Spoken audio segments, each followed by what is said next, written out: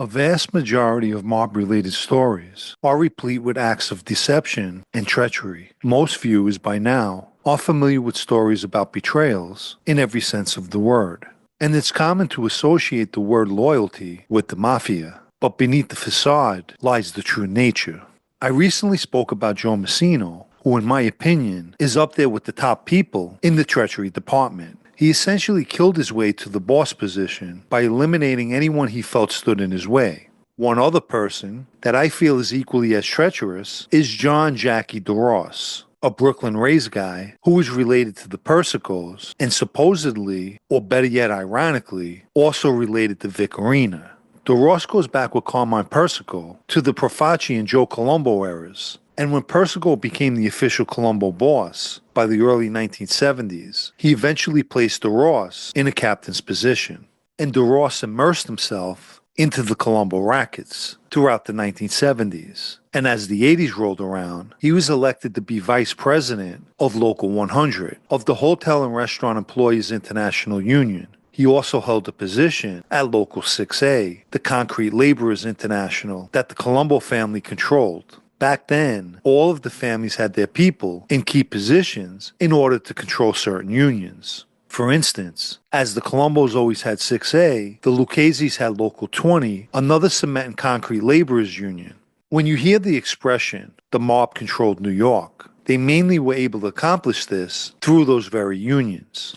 The FBI also claimed to have identified DeRoss as an acting underboss for Carmine Persico. The Colombo family had at the time many of its members brought to trial, convicted, and sentenced to prison terms. In June 1986, Persico, DeRoss, and 7 other Colombo members were convicted in a federal racketeering case that lasted 8 months. And in August of that same year, DeRoss received a 12-year sentence, much better than Persico, who received 39 years. But Persico would have much greater concerns as he was a defendant in the infamous commission trial where he was convicted in November 1986 and sentenced to 100 years in January 1987. DeRoss was released from federal prison sometime in the late 90s. Prior to his release, the Colombo family had entered an internal war during the early 90s when they factioned up with those loyal to Persico and those to Vic Orena. The Persico faction were the victors, and Persico's son, Little Alley Boy, became the acting boss for his father. And his first order of business was to deal with anyone who showed support and sided with Vic Orena. One such person was Bill Cutolo, who was placed in the underboss position. Nonetheless, there was one person working nefariously behind the scenes to ensure that Cutolo gets killed, and that person was DeRoss. When Colombo member Joe Campanella owed Cutolo $300,000 and purchased a new Mercedes, enraging Cutolo allegedly made a statement about breaking the Mercedes windows. Campanella went to DeRoss, who was a captain at the time, but instead of DeRoss telling him to work things out with Cutolo, he set the groundwork to put Cutolo in a bad light. In that world, that's all it takes. Someone who's treacherous enough to begin going behind your back and poisoning the right ears. Keep in mind, the Persicos already had an axe to grind with Cutolo or anyone else that chose the opposing faction.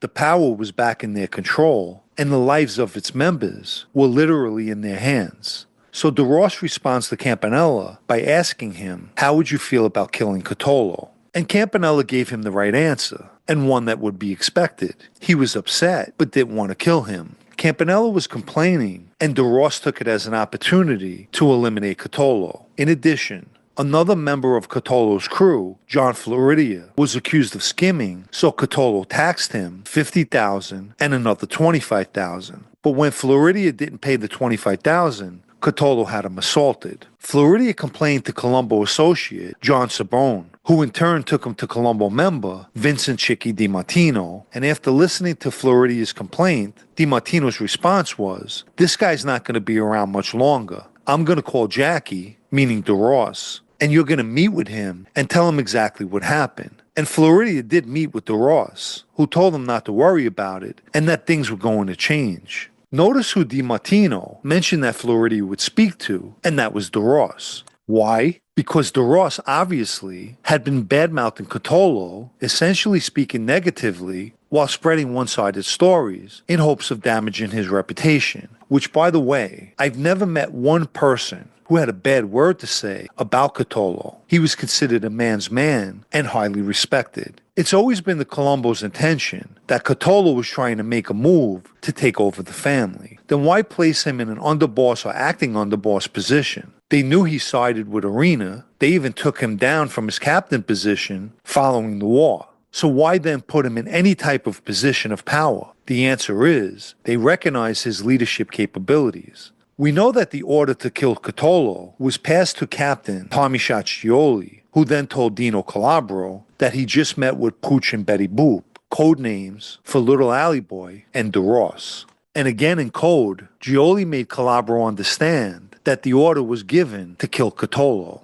Cutolo was summoned to a meeting on the afternoon of May 26, 1999, and as we know, he walked into a trap and was lured to his death by guys he considered friends and brothers. Later that day, DeRoss planted himself at Cutolo's social club in Brooklyn, not only to keep up appearances, but to take the pulse of Cutolo's crew, who waited for him to arrive for their traditional Wednesday night dinner. Naturally, Cutolo was a no-show, and when his son Billy Jr. voiced his concern, DeRoss played dumb and told him to try calling his father, the whole time knowing that his father would never be able to pick up a phone. The very next day, DeRoss went to Cutolo's house to question Cutolo's wife about the whereabouts of her husband's money and his books, which would have the names of his loan shark customers. Here's a family who understandably is in panic mode and thinking the worst. And DeRoss is looking for the guy's money. Months later, in March of 2000, DeRoss was secretly recorded ordering Cutolo's family to give false information to a private investigator and warn them that if they didn't help Persico, that Cutolo's wife, as well as her 5- and 7-year-old little girls, would be in danger. You know what I find saddening? You'll have people comment that DeRoss is a stand-up guy and a good man. Meanwhile, the guy was threatening the lives of little girls. Anyway, DeRoss would eventually go on trial for the murder of Bill Cutolo. Ironically, the Colombos, including DeRoss, ordered Floridia and DiMartino to kill Campanella. And on July 16, 2001, shots were fired from a van containing Floridia and DiMartino, hitting Campanella in the arm and foot, but only injuring him. If you haven't liked this video yet, please do, as it helps with YouTube's algorithm. And if you'd like to show your appreciation for videos like this, or help me to continue making them, you can do that by donating with the Super Thanks icon down below, or through the PayPal Cash App links in the video's description. The year before DeRoss was acquitted for loan sharking and conspiracy, in December 2001, he was indicted for another racketeering case, which he was convicted. And in 2004, he and Alley Boy Persico went on trial for charges that included the 1999 murder of Cutolo. But that trial ended in a hung jury in 2006. The case was retried, and on December 28, 2007, DeRoss and Persico were both convicted and sentenced to life in prison. Bill Cutolo's murder has always been one that bothers me. I knew people in his crew, and as I mentioned, they only spoke of him with high regard. His son is a gentleman, so the apple didn't fall far from the tree. The one thing that truly displays Jackie DeRoss's treachery was that after Cutolo was gone, the Colombos had a void in the underboss position. And take a guess who filled it.